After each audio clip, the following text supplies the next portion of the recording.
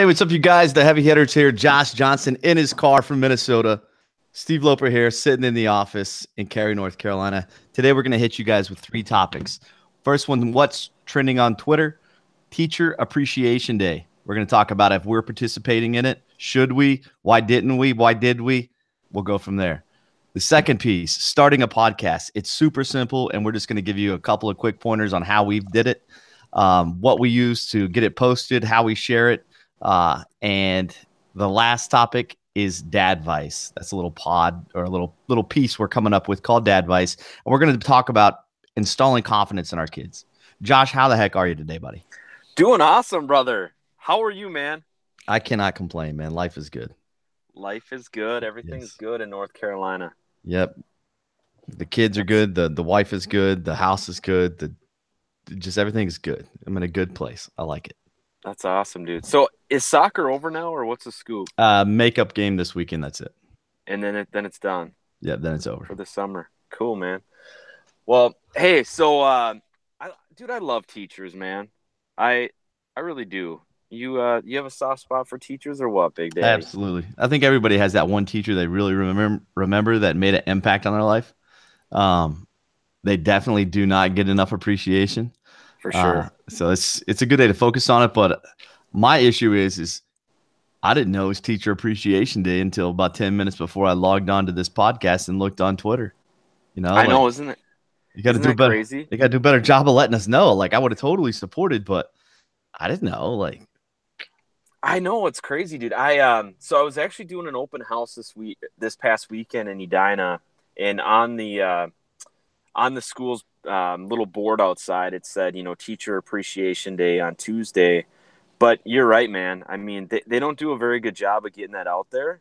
I feel like it's starting to become like a little bit more well known. I think the biggest thing is you just have to remember, I want to say it's always like the week before Mother's Day.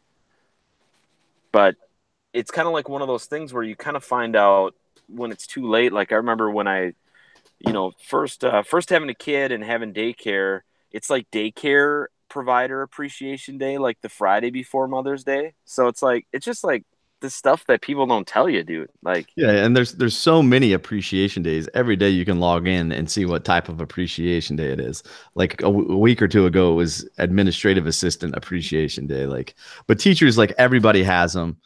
I don't have an admin. You don't have an admin, so it's not something we focus on. But teachers, like, even if you don't have kids, we've all had teachers, and those people that have kids, why not support? It's just like we were talking about Mother's Day on the last podcast. It's one of those where you can stop by Harris Teeter and grab, or your local grocery store and grab that $9 bouquet of flowers and have your kid walking in. Like, what's sweeter than a second grade little boy walking in with flowers for his teacher? Makes right. It doesn't break the bank. We should all support him a lot more. For sure, dude. What do they say? Apple a day might get me an A or something. I don't know. What? So what's your fondest memory of, like, a teacher? Who was your favorite teacher? I was in elementary school. Her name was Miss Duff. Miss Duff. Yeah, she was the bomb, man. She liked me a lot, and she really built my confidence. My parents give her a lot of credit for making me, like, the confident kid that I was. Or awesome. I guess still am. And I remember, what grade was that? It was maybe like 3rd grade or something like that. Whatever grade you're learning your multiplication tables in. And I think that is 3rd grade. Once you learned your multiplication tables, she would take you to the mall to get ice cream. And so she would take like 2 or 3 kids at the time. And I was the last, I was in the last group of kids. The very last trip to get ice cream, I went, and I think I wrote the multiplication answers on my hand or something like that. Nice. Yeah. Heavy hitter. But she heavy hitter cheated a little bit to get ice cream. You got to do what you got to do. But anytime there was, like, school play, she would push me to go into it. If there was an activity where you could try to win the chance to do the announcements over the speaker at school, she would push me to do it. She just built my confidence, man. Saw something special in me and just gave me the extra attention. So that's awesome, dude. Yeah, that's cool. And I think that's why I like coaching so much, man. I get a chance to sort of provide what she provided to me to my kids. So for sure, every single chance I get, each one of the kids, anyhow, I try to build their confidence and build their self-esteem and talk to them in a positive way, just in case there's nobody else doing that. I have no idea. Right, for sure. What do you remember like who your kindergarten teacher was? Do you remember all your teachers' names? Kindergarten, No, first grade? no. Well, you are old, bro. I mean, Yeah, I could maybe come up with some of them, but I couldn't put them in order. You know, you're gonna have to get out those yearbooks. But you were saying you don't have yearbooks from elementary school, right? no, don't. Okay. What about you, man? Do you have any fond memories of a teacher growing up? I do, man. And I still remember all my teachers, dude. I could rattle them off just like crazy. Like Miss Boros kindergarten, Miss Wilde first grade, Miss Larson second grade. Just dude, I could go through. I don't even know how the hell I remember all that, but very fond memories of Mrs. Boros. She was a sweetheart. Kindergarten, Mrs. Wilde was awesome in first grade. She actually got one of my Valentine's Day poems published in like the school paper or whatever. So kind of much like your teacher was just very supportive. Yeah. So Well, this is a message to all the moms and dads that are listening to us. Next year, when this comes around, something, something is better than nothing, whether it's a homemade card from the kid, just saying thank you, understand your job's tough, you're for appreciated. sure. For sure. Well, and I mean, the crazy part is, man, with like kind of the lack of funding nowadays, a lot of those teachers are using their own money to, supplies for the classroom. So, I mean, they really do a lot Yeah. for the kids and, using their own money. And, sometimes it's kind of a thankless job because, kids can be, little touch and go sometimes. Yeah. So, and you always have those kind of interesting kids. I mean, I even think, us as like business owners, like I would like to see more business owners, including myself, help teachers out a little bit. A $50 gift card to Target would go a long way. Yeah. Yeah. I like to volunteer my time and stuff like that as much as possible, even if it's like, reading books to class and stuff like that. I always have a really fun time reading the book with no pictures. And it's What? yeah, like, you're reading a book to first graders, right? And it doesn't have any pictures, so you're showing the class usually. Yeah, yeah, yeah, yeah. Got But you. it's one of those real funny ones where you're reading it and it will say, and the book tells me to read like a robot, and you have to read this part like a robot, and you put on a show for the kids, man. They're all cracking up, and it's if That, you get into it, it's really fun. that's awesome, dude. Dude, I Yeah. could see you on like Dr. Seuss's birthday or like Dr. Seuss week, like dressing up as the Cat in the Hat and just like Well, if you getting if you after hide it. my face and put me in a costume, I can really get into character. I Then bet. nobody knows who it is, so who cares, right? Love it, dude. Kind of like hiding behind the podcast, man. You can totally be yourself because nobody sees you. That's true. It's kind of like And a then costume. they go on the YouTube. So that's a good segue into starting a podcast, bro. Yeah, absolutely, absolutely. I guess you know this is more the bones of how to start a podcast. So we decided we wanted to start a podcast. That was the first thing, and then we decided we're both gonna commit to the time it takes to actually record the podcast, because you can start anything and Right. get through 2 episodes. We're on episode 8 now, so we're still in the infancy of it. So whether we keep it going or not only is determined by us. But a lot of people, I think, are scared of the technology of getting it started. And we talked about it. We were scared of it at first, like how the heck are we going to do it? But then we found Google Hangouts, which is actually YouTube Live, and it records and uploads directly. So you just basically on YouTube, you go under events, you click new live event, you give it a title, you give it some tags, you give it a description, and then you hit go live, and then I can add somebody to it. And whenever I click that little add somebody to it, it gives me a link, and then I just shoot the link over to you. Whenever you receive that link from me, it's click and go pretty much, right?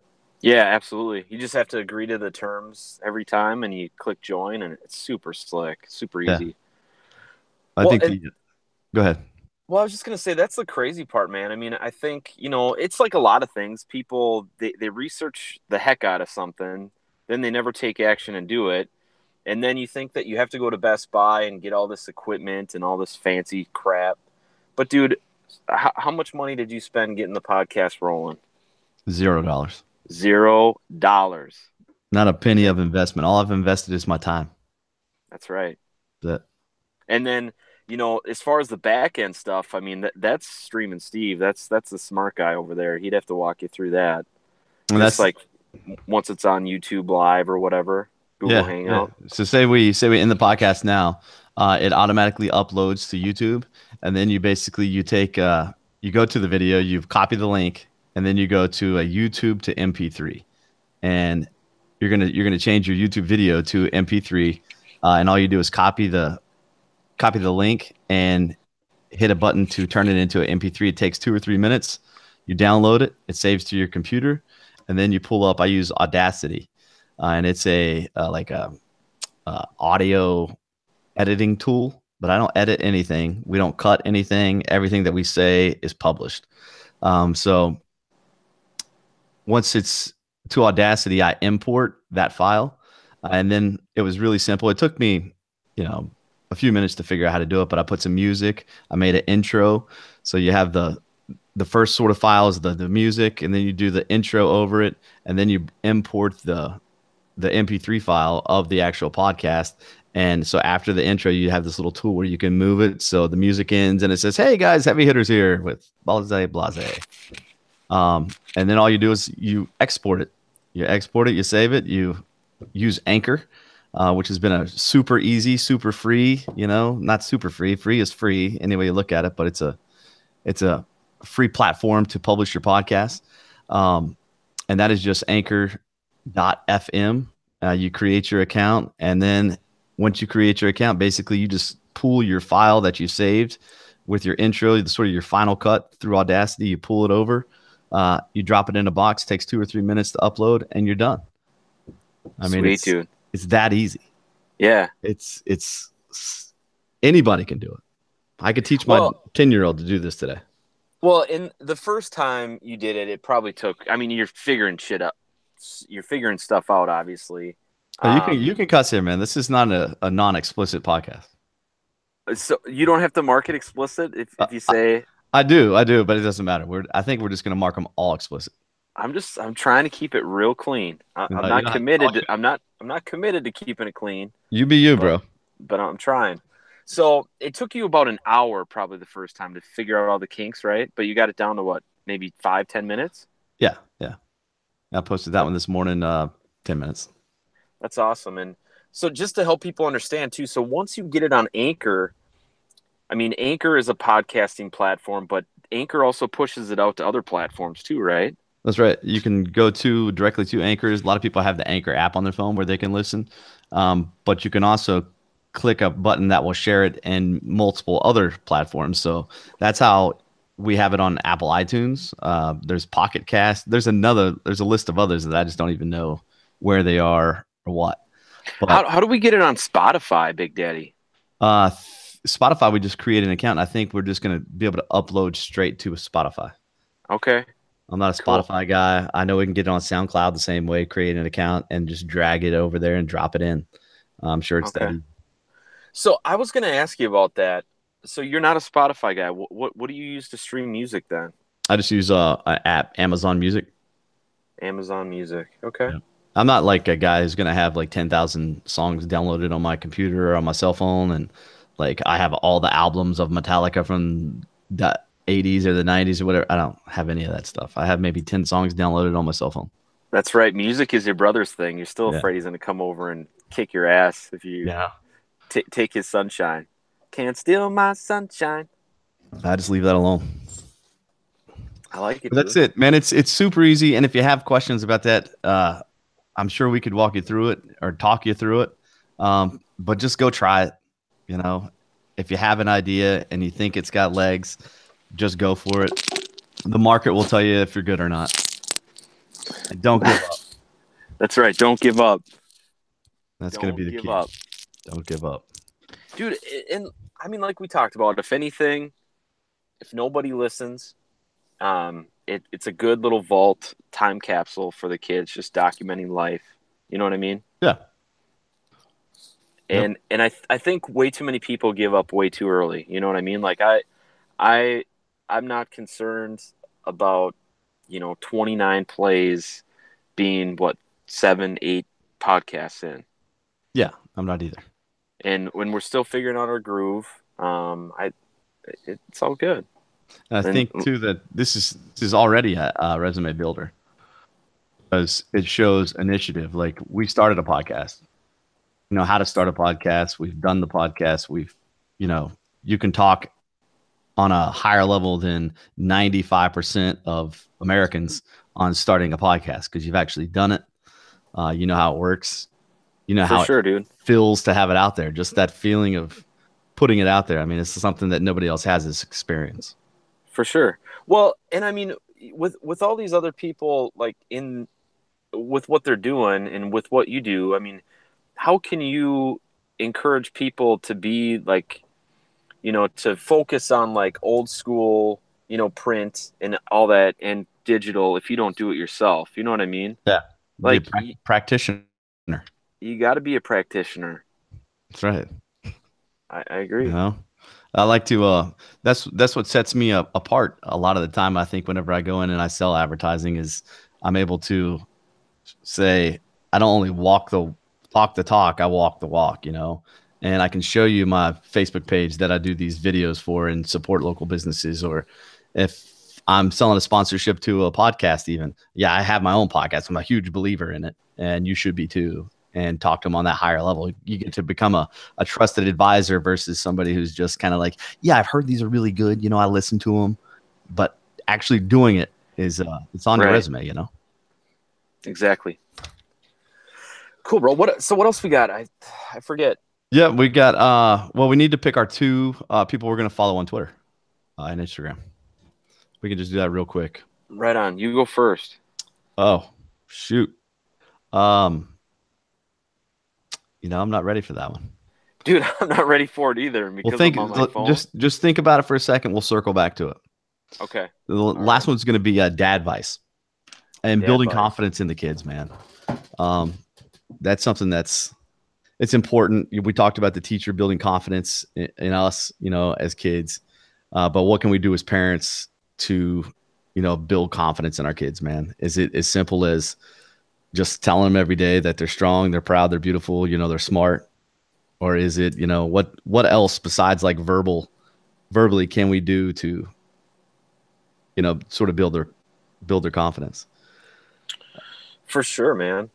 I was thinking I mean, yesterday I pulled up into my driveway. My son, it was weird. He has a little scooter, a little kick scooter, those yeah. little tiny jobs. And he was in the driveway and he had like 17 of my tools with some like socket wrenches and all this stuff out. And he had his scooter turned upside down. And I'm like, man, this boy's out here trying to fix something. Well, the wheel wasn't spinning on the front of it because it had a little bend in it after I looked in it and it was rubbing against the wheel.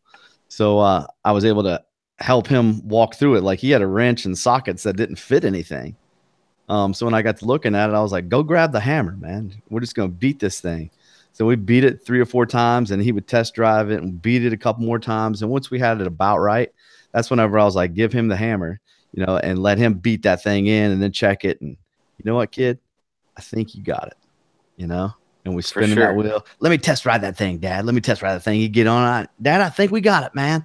He kicks off, taking off. And then the other one's still faster and stuff like that. But it's just those little things, man, letting him have the glory here and there. It's if you're fishing and you got a 5 or 6 year old kid, you're not expecting them to be able to hook that big bass and set the hook on like a plastic worm or something. That's kind of hard, but you can get him hooked. And once he's on there and he's halfway to the boat, hand over the pole, man. He's going to remember pulling that fish up. All it is just, it's passing on the confidence. Like we've got it. How can we sort of transfer it to them and let them know they can do the same exact stuff we are? Right on, man. Yeah. Well, and I think that's huge. And, in the busy world that we live in, sometimes it's a lot easier. And, especially if you've had kind of a frustrating day, it's just a lot easier to like, hey, give me that. Let me do it or whatever, knock it out. But it is so important that you let them knock it out. And like you said, like feel that glory. Um, and I think, the biggest thing is just like, really just taking the time to focus on them, be intentional about like what they're saying and what they're telling you, because I mean, let's face it, there's so many of us parents that we've got our phone and we're just like in this like screen society, zombies. And it's just like, focus on your kids, like focus on what's important. Like you're going to miss that time Yeah, be present.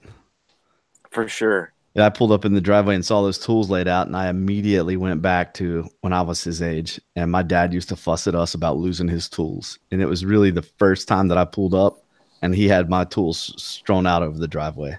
But I Right. saw it and I loved it. I was like, hell yeah, that's exactly what I was doing as a kid. I remember like my brother getting home from the school bus, and he was in high school and I was in junior high, or maybe I was in elementary and he was in junior high. But if I heard that bus coming, I'd flip my bike upside down and act like I was working on it. For some weird reason, I thought that was cool. Nice. That really not building confidence, but something about like fixing something, like it kind of like shows confidence. Like, yeah, I got this. For sure. Well, yeah, I mean, you have that sense of accomplishment and you feel proud that you fixed it. Like, for sure. Totally get it. Um, I Well, was gonna, sorry, what were you gonna say? oh, nothing. I was just gonna see if make sure you're still thinking about that Twitter stuff, man. Just be I am thinking about still that. thinking. So, I mean, that's the thing. So, to pick someone who you'd follow on Twitter or Instagram or both. No, both. You're gonna pick a person. I'll pick a person. Right And on. I thought about it real quick while we were talking about that confidence stuff. But do you have anything else on that confidence stuff? I just jumped off of that right quick. No, no, that's all good, man. What I was gonna say is, I think it's also important, and I mean, I don't know how you feel about this. I'm curious how you feel about it, being a coach and kind of being involved in sports. I mean, my kids aren't in sports yet. My oldest is in swimming lessons. But one of the things that I focus on is, um, I'm trying to forget. I forget how I word it, but something along the lines of, I love watching you swim, or I would say, I love watching you play soccer. Something to that to those lines, because I feel like so many times like we put pressure on our kids that I guess I don't have the right words for it at this moment, but do you kind of see where I'm going with that? Just telling them that you love watching them play, that you enjoy watching them play. It's not about, how they did, or they don't have to score a goal to make you proud. You know what I'm saying? Yeah, yeah, I don't know. Maybe. yeah. I tell my kids all the time, like every single night before bed, especially my 10-year-old daughter. Like she goes after it. She puts herself out there. She's the secretary of her school. She's applying to be the captain of her dance team. And just every night, I'm giving her a hug and a kiss before she goes to bed. I tell her about how proud of her I am, and everything, how smart she is and everything that she can accomplish in life. It just makes me proud that she takes the initiative to try to do all that stuff. And along the way, Yeah, I'm teaching her about sort of resume building. Like she's in fourth grade, but you have a better shot of being the captain of the dance team because you have the secretary of the elementary school on your resume in fourth grade.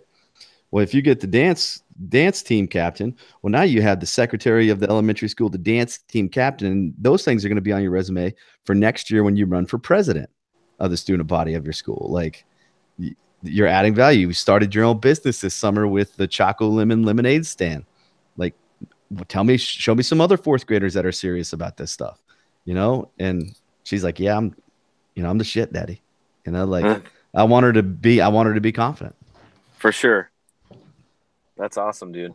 And I forget. So, how old are your kids again? You have a fourth grader. Is your youngest? Yeah, I've got a fourth grader, a second grader, and one that's going to be starting kindergarten in the fall. So I have a 10, almost 8, and a 5. Okay. Yeah, Nice, dude. got my hands full, but For some reason, I thought your kids were just a little bit older. I thought they were like, I don't know. I thought they were like seventh, fifth, and like third grade or something. I don't know. no, still have some youngsters. Yeah, I love Yeah, it, dude.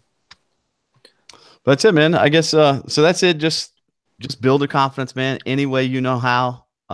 Just positive reinforcement, letting them take the lead on something, letting them finish off a project, and sort of not giving them credit, just give them credit where credit's due. If they helped you out, let them know you couldn't have done it without them. Something along those lines. For sure. I love it, So dude. we'll move on to the Twitter, Instagram followers to wrap up the podcast. I thought about it. We talked about it last night. Johnny's Pizza. It's a local pizza guy, but I think he's going to be doing big things. And I think everybody, especially East Coasters, should keep an eye out for him.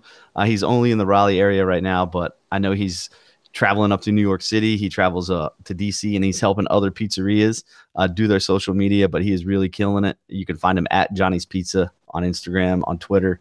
But he really does a fantastic job. So I'm going to give him my follow for Twitter and Instagram this week. Josh, who you got? I'm going to go with Casey Neistat, bro. You've been talking about him a lot. I think we mentioned – I don't know if we mentioned him yesterday. We didn't mention him on the podcast yesterday. I think that was after hours. But, as he started a podcast with his wife, I'm going to give him the follow today. It's going to be my follow. It's going to kickstart you to go pay attention to him. Go watch his YouTube channel. Hit him up on YouTube. Yeah. Just watch 5 of his videos in a row. Spend 30 minutes sitting there watching his videos. You'll love him. So what do you think the big difference between like him and Gary Vee is? Neistat's a daily vlogger. It's not the same material over and over and over again and driving it home and like giving away value that Gary talks about. It's just Casey. He's upbeat, he's positive, but he's doing stuff different every day. Like he would take out his drone and fly his drone out. He'll go talk to he's talked to the UPS man. He talks about it's just totally random. You never know what's going to happen from one day to the next. And he's a filmmaker who he had a kid at a young age. He dropped out of high school. He didn't have any education on being a videographer, but he started his own The Neistat Brothers series, and it got picked up by HBO. And that's where he got sort of his lift. And then he became a YouTuber and just creating that content daily. He talks about the repetition. You just see him. He's positive. His channel too is just like the editing that he does. It's just good stuff. Cool, bro. I'm excited to check it out. All right, man. Cool, you close it up for the day? Man, I really appreciate anybody that's watching, even if it's 1-2 people, anybody that's listening. Just appreciate the heck out of you guys and gals, and I hope you're doing well, and you're taking care of yourself and your family, and you're just truly blessed, and you have an awesome day. That's all I can say. That's it, guys. Heavy hitters are out. Find us on Twitter, Facebook, Instagram, YouTube. See who we're following. Give us the follow at Lopercon on Instagram, Twitter, Facebook, all that other good stuff, and at Josh Johnson MN. Is that right? Yes, sir. Selling Minnesota. Find us and give us a shout. We will talk to you guys soon. Peace out.